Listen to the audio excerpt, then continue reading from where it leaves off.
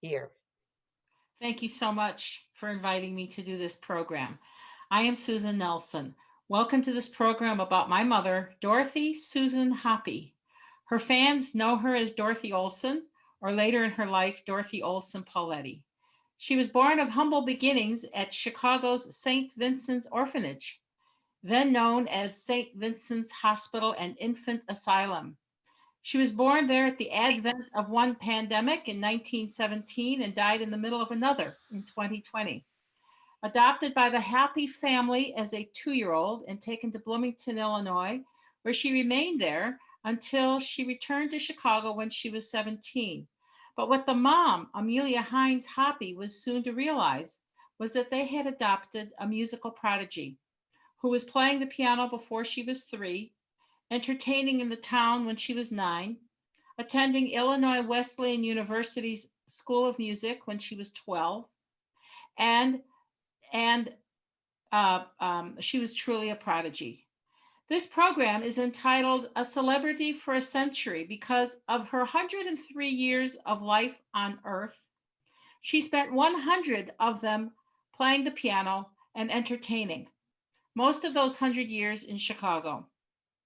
After 14 years of classical musical education by some of the best teachers and coaches in that little town of Bloomington, she branched out into other genres of music that she played astoundingly, arranging her own music, playing show tunes and medleys of the day, ragtime and jazz, you name it, and she could play it.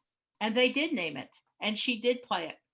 In an effort to keep those oldies but goodies alive that might otherwise vanish, the Chicago Federation of Musicians has set up the Dorothy Olson Pauletti Piano Scholarship Fund for music students. More on that later, but if you look on the chat section of your screen, you will see how you can donate to this worthy fund.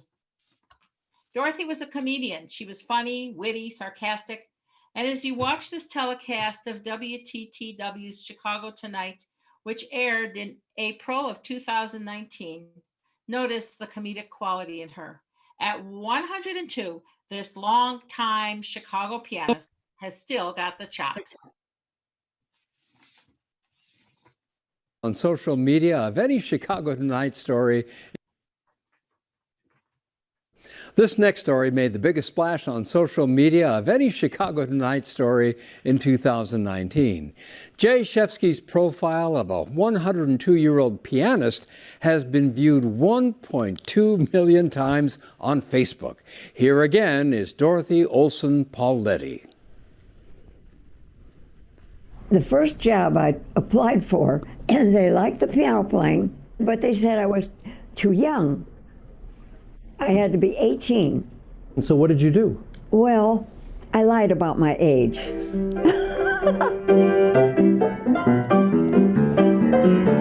It was 1934 when 17-year-old Dorothy Olson Pauletti arrived in Chicago. And we're visiting her 85 years later. I am 102 years old. For nearly 8 decades, Dorothy has been a busy working pianist in Chicago, playing in hotels, nightclubs, restaurants, and on radio.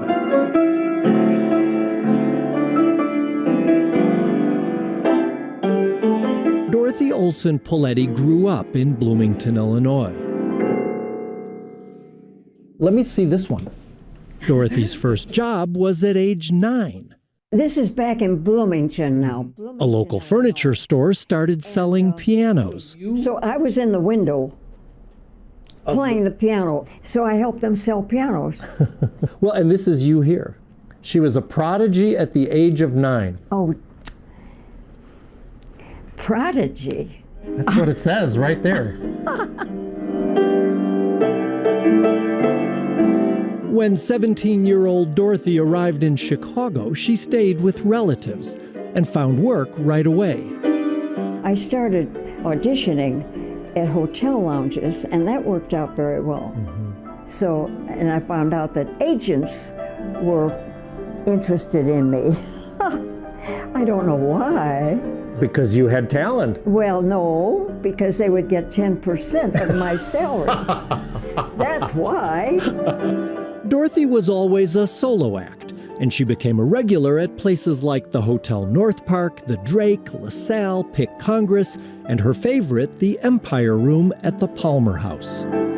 Every job I've had has been nothing but fun, because the idea of an entertainer is to entertain and to get people involved. I had them singing, I had them playing duets with me, and almost everybody would have a favorite song.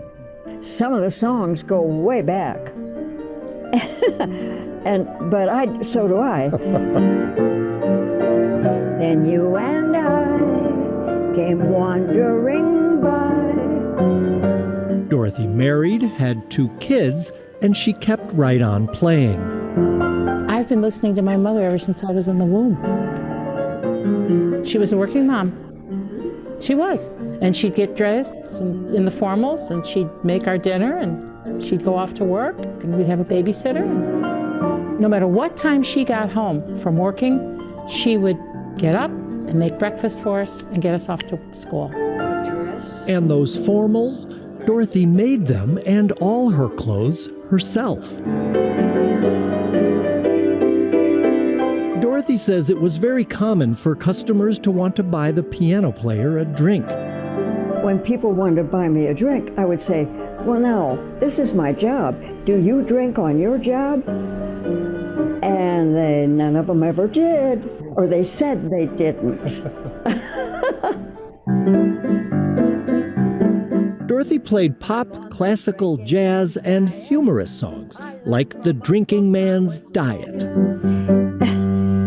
For breakfast, there's cornflakes and vodka, but cornflakes have carbohydrates, so I don't eat those fattening cornflakes. I eat the vodka straight. Drink. Dorothy Olson Pauletti's last paying gigs were in her mid-90s, though clearly she's still got the chops. If pounds you would burn off, then turn on your Smirnoff and drink, drink, drink. For Chicago Tonight, this is Jay Shefsky. It goes on and on. Yeah. I mean, you want to hear. I'm sure it does go on and on. She's going on and on. After the story first aired back in April, the Palmer House invited Dorothy to... See how funny Dorothy was? I'd like to share some of the wit and wisdom. She'd say, if you take good care of your body, when you're young, your body will take good care of you when you're old. Or stay as far away from doctors as possible. Nobody knows my body better than I do. I live inside here and I know how to take care of it. And by the way, at 102 years of age, she didn't take medication for anything. Basic natures never change. When there's no food on the table, love flies right out the window, she used to say. And about work, she said, whatever you do, be the best at it and you'll always have work. If you love your work, you'll never work a day in your life. And most philosophically, she said, to thine own self be true. And as you saw in the telecast, she could be really funny. When talking about pianos, she'd say, most of the pianos out there are out of tune, and many of them are out of keys. But you know what? She could play it beautifully anyhow. And here's what she had to say about death. It's better to go out of life feeling that you've done the best you could in life. When it's your time to die, you'll go, and that's it. There were 2 chances for death in my life, when I had surgery and when I faced a gun. When the kid with the gun stood 1 sidewalk's width away from me, I said to myself, okay, I'm ready for this. Gratefully, she would be with us for another 43 years. And the last quote I'd like to share, which reveals a little bit about her childhood. I remember my father's Model A Ford with a top that you could raise or lower. When I was a little girl, we would take trips and the car would putt-putt along and then stop. It was a fun time in spite of it all.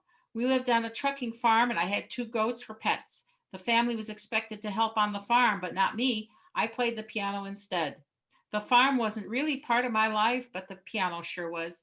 But I'll let Dorothy tell you more about that herself on this next video, Chapters of Her Life. And the interviewer is my brother, her son, Peter Pauletti.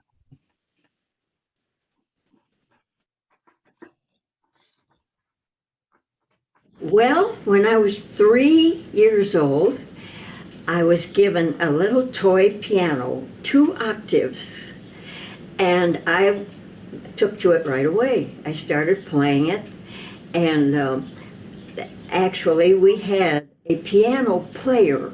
It played piano rolls, and of course this is very old-fashioned, but I would play along with the piano rolls.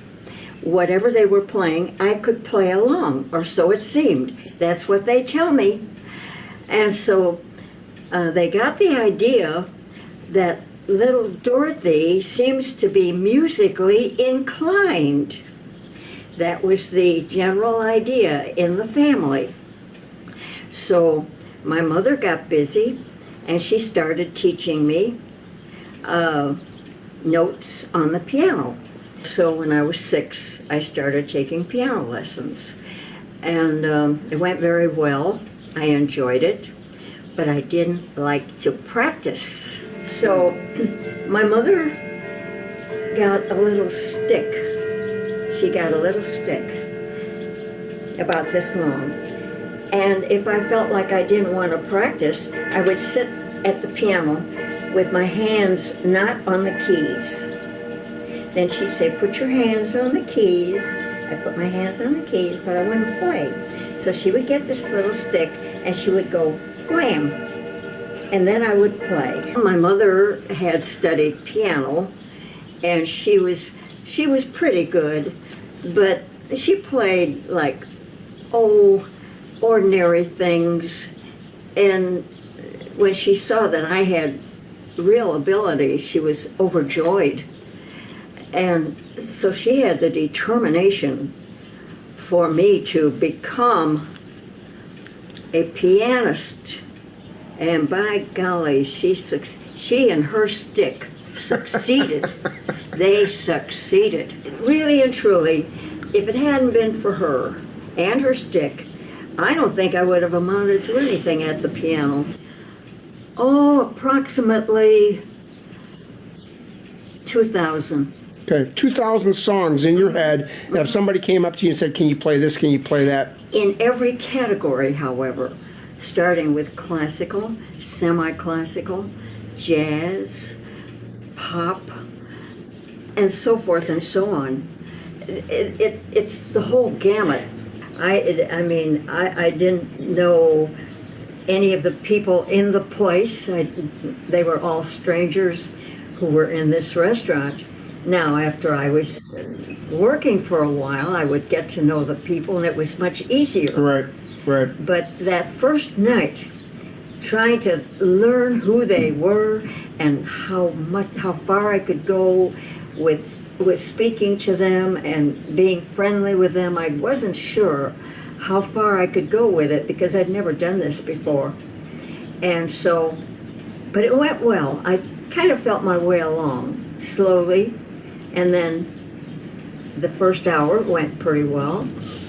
So then the second hour came along, and I began to feel more at ease, and the people were responding when I talked to them, and they were asking for requests, and it was going very well. Mm-hmm. Then the third hour, I thought I had put it away, how to sit down and proceed from then on.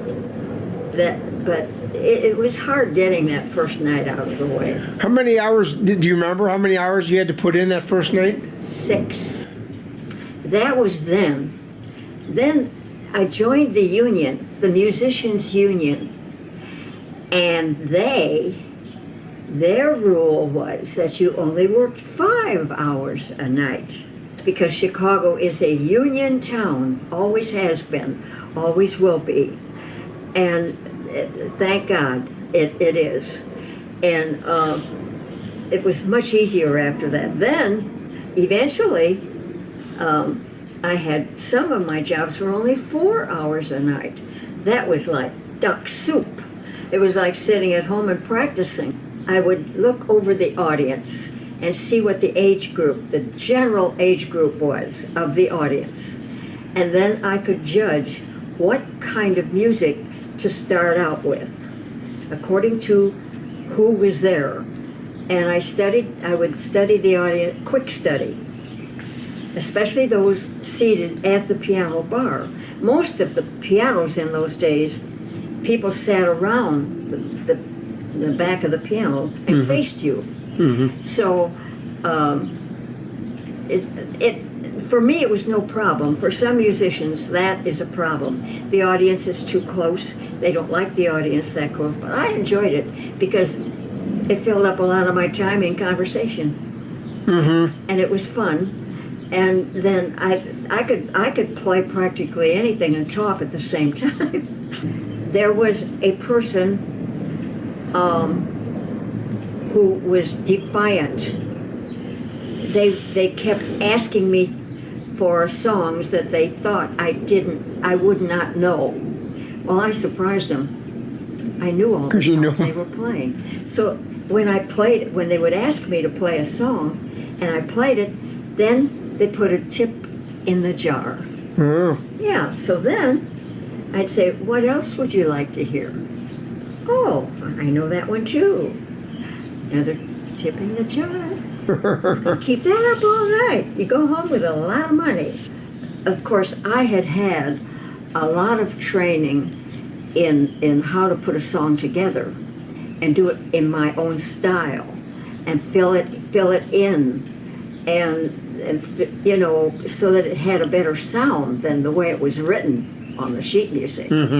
And so it sounded everything I played, I had a certain style, and or so they say. I wasn't aware of it really. I just played according to what I had learned as far as chord progressions and how to put a song together and fill-ins and all that kind of thing. Yeah. And then when I sang, I would just chord along. At first, that's how I did it, and sing the song. Mostly I sang funny songs in the beginning. I didn't try to pretend to be a singer. I just sang funny songs, and that took care of it. Then after a while, I actually developed a little style of singing a ballad, and that went pretty well. The longer you do this, the easier it gets, and the better you get, and the more it's just there. It's like any other business, really. If you want to succeed in anything, you keep in mind what the audience might want to hear at any given moment.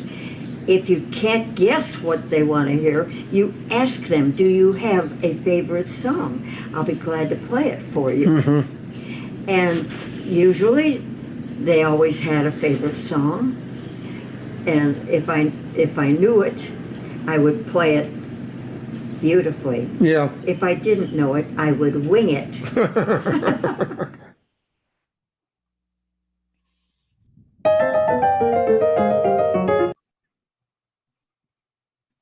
And actually, Dorothy's biggest tip was not, as she said, her biggest tip, which was in a little watering hole in Northbrook on the last night at the Cypress Inn, right before it closed. And in 3.5 hours, she made $1,500 in tips. She was very happy that night.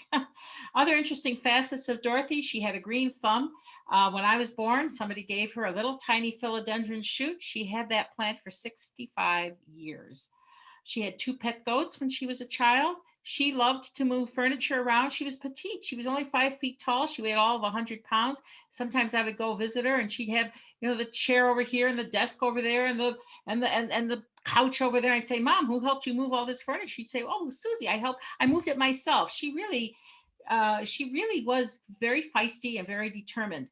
And she was a masterful seamstress. And in this next segment about her life and music, she sewed many of the clothes that she's wearing, and the background music is hers. So please enjoy the Dorothy Olson Pauletti slideshow.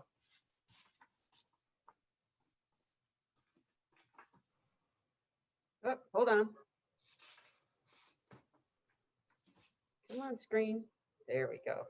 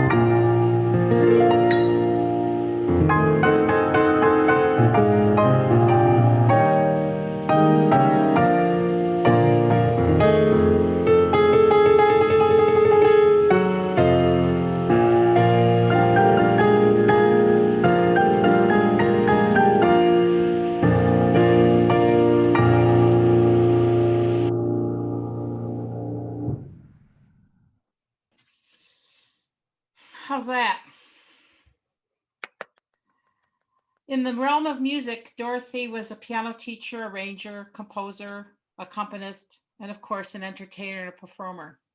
She could transpose music from one key to another instantaneously.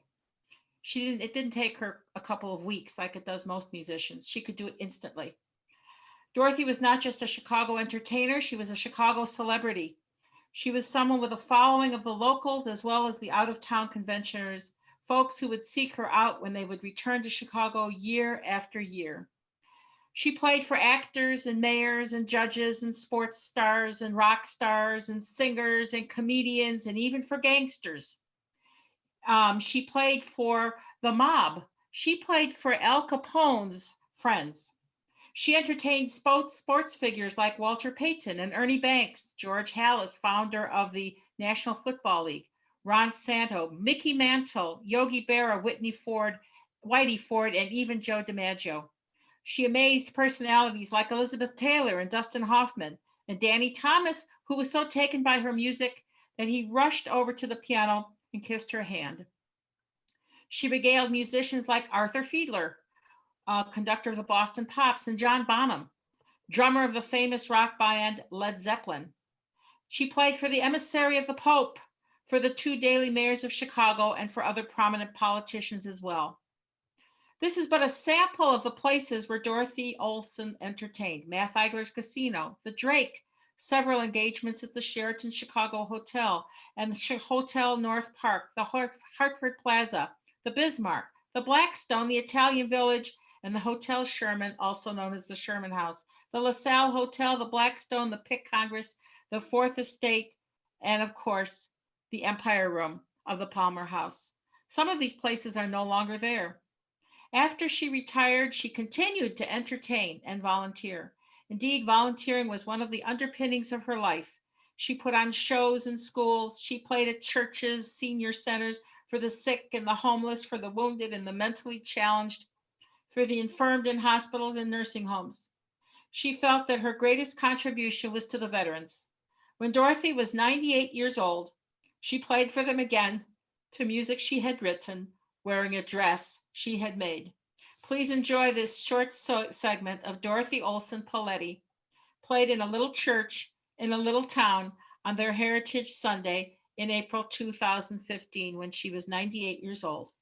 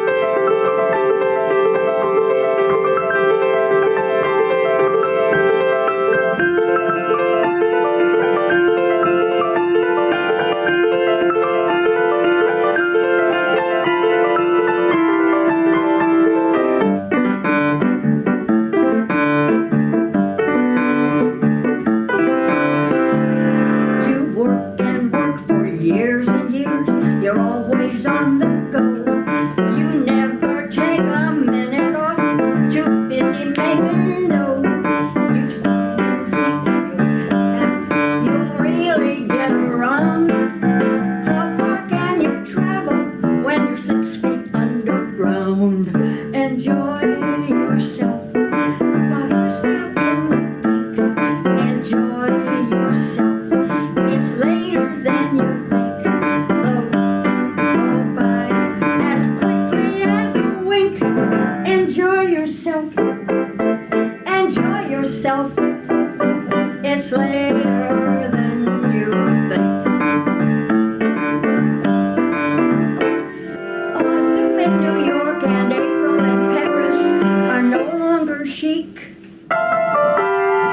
Summers in Mallorca and winters in Capri are gone, so to speak.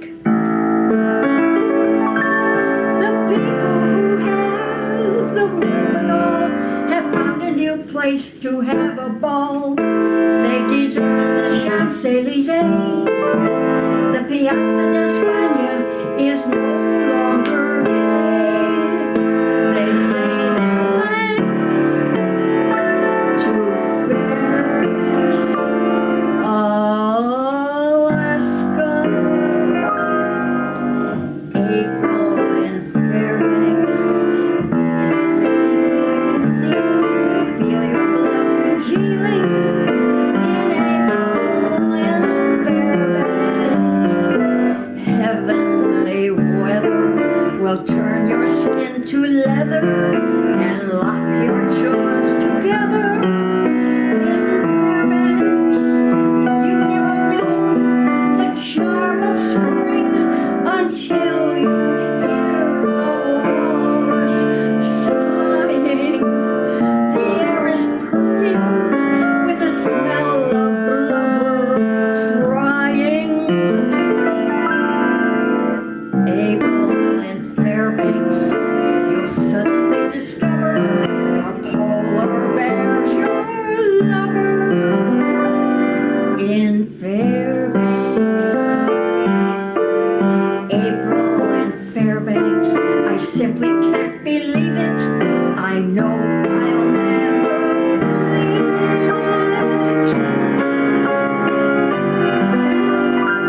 Alive.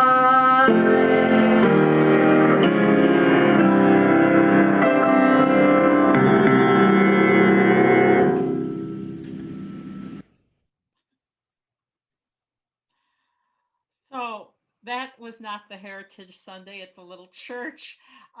Is it possible to go back and do the Heritage Sunday at the church? It was Let me see. it was just the one before that, and it's simply entitled Dorothy Olson Pauletti. If not, that's okay. We'll just I'm move on. sure we can. There it is. Yep, got it.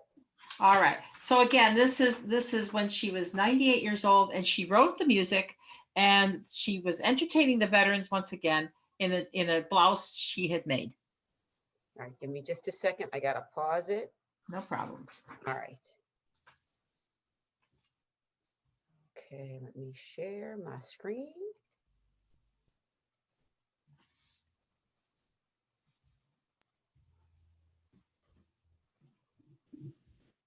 Hospitals all over, and hospitals all over, and I just what I saw humbled me for life, and I was determined that any time in my life I would have a chance to entertain the veterans again, I would do it, and what an opportunity!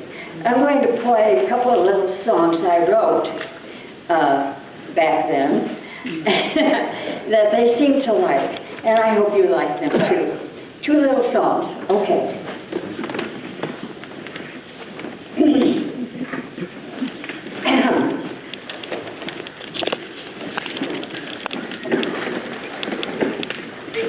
As soon as I find out where I am.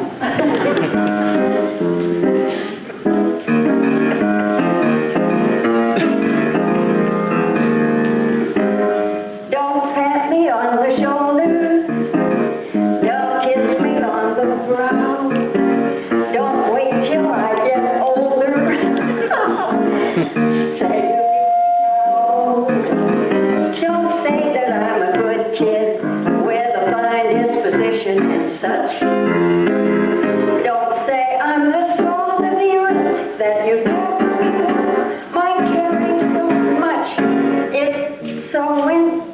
You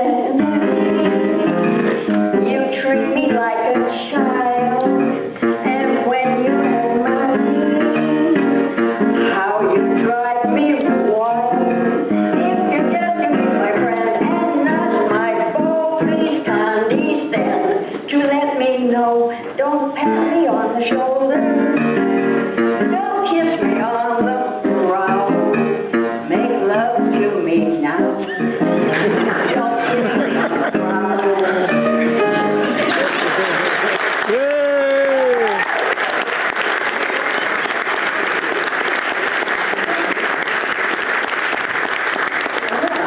There we are.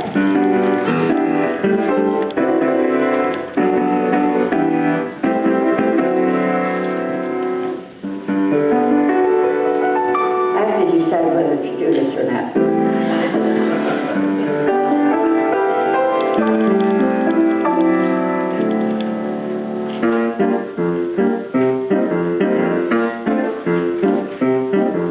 Some go in for tiger hunts or acrobatic stunts, baby. My hobby is you. Some go in or psychoanalyzing tramps, baby. My hobby is you. I don't care to sing or dance, play lacrosse or cricket. I don't dare to take a chance. I'd rather hold your hand than a sweepstakes ticket. Some.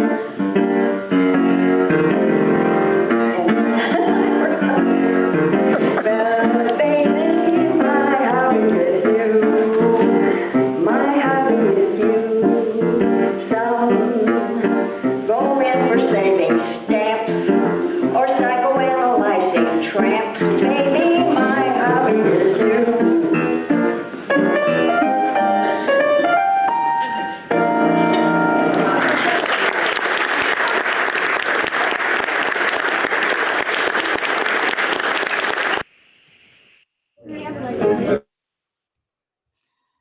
Okay, so following the WTTW's Chicago Tonight broadcast, the general manager of the Palmer House invited Dorothy and her family to its Empire Room, where she had played and entertained for 8 years, and which she considered to be the most elegant room in Chicago.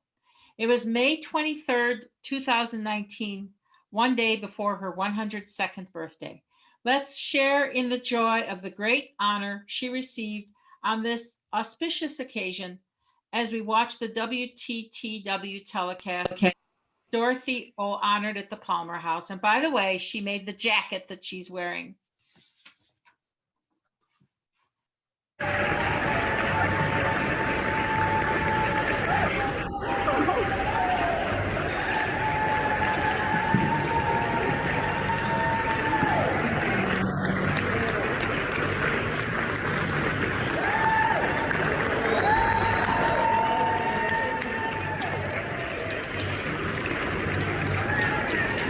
Welcome back to the Empire Room.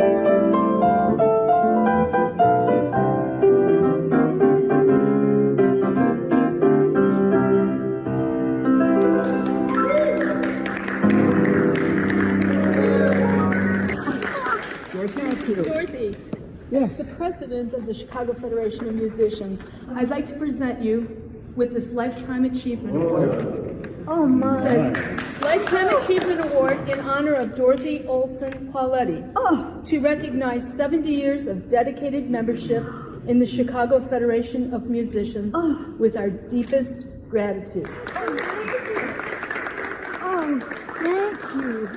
On behalf of the Palmer House and every entertainer that's ever played here, I want to present you an original Empire Room starter plate that were served in the 1940s and 1950s in this very room. This probably looks familiar, possibly. Well, it does. Yes, it does.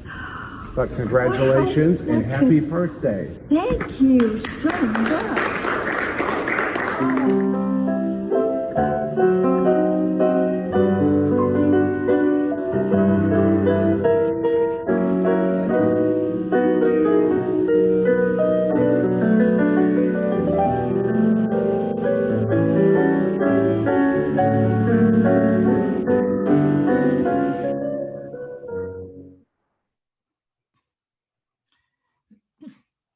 Dorothy was a trailblazer.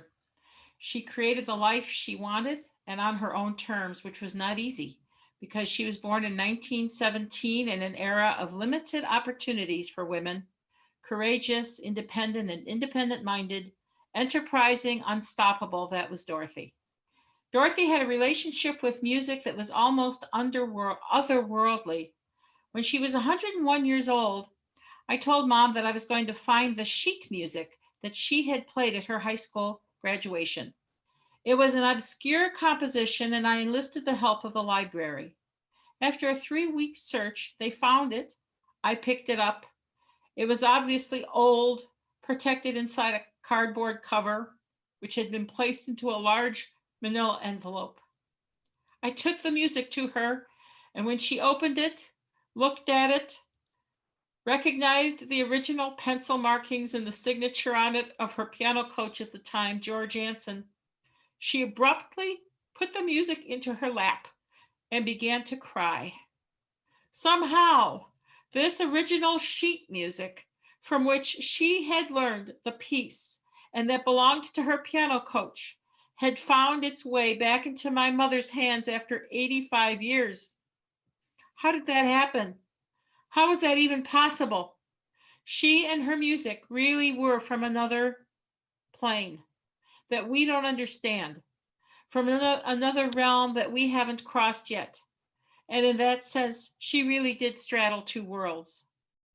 10 months after receiving the Lifetime Achievement Award, Dorothy would depart from all of us, having lived the most full, rewarding life, almost as though she had lived 2 lifetimes inside one time frame on the planet. Her truly greatest contribution was the profound joy she brought to countless millions through her music for 100 years. She was a celebrity for a century. And to think it had all started in an orphanage in Chicago and in a small town called Bloomington, Illinois.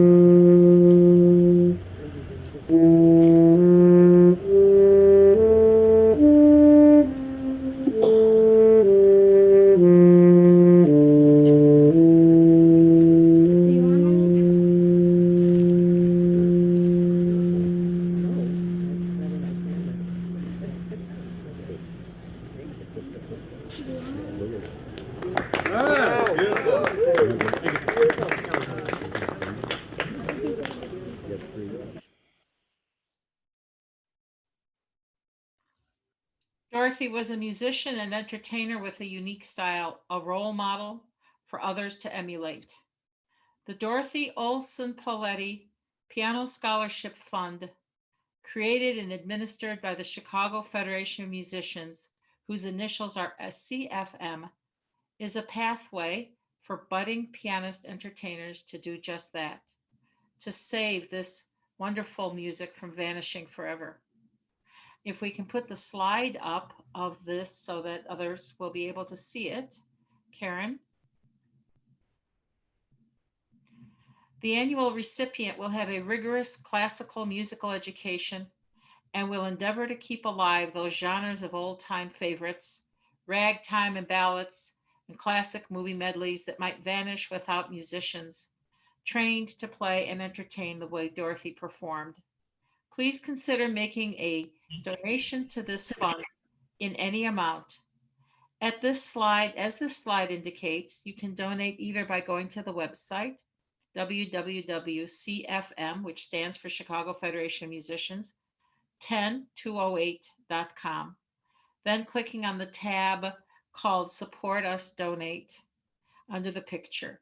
This link is also provided on the chat section of your screen. Or you can send a check payable to the Chicago Federation of Musicians. The address is on the slide. You might want to take a screenshot of this slide on your phone so that you can refer to it after the program has ended. If you prefer to send a check, please put in the memo section DOP Piano Scholarship Fund so that it will get properly distributed into that fund.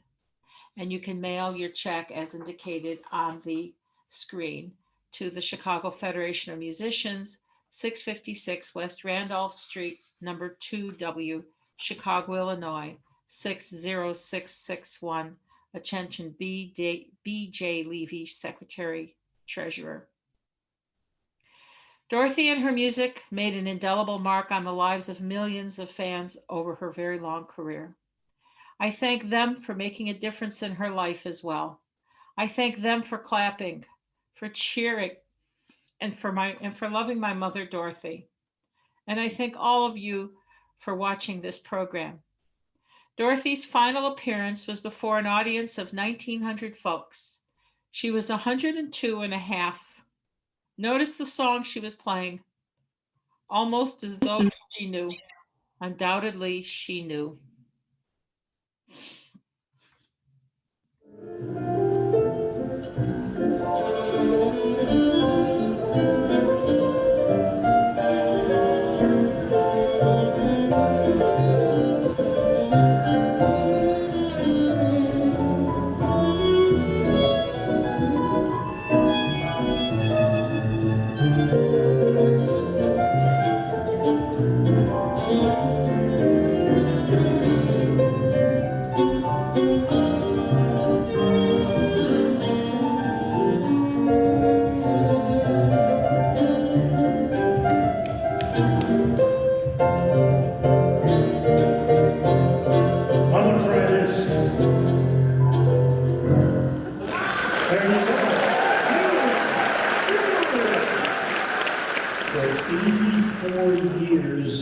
Professional musician. Not this way. This beautiful lady who's coming out right now, ladies and gentlemen, please welcome Dorothy Olson Pauletti.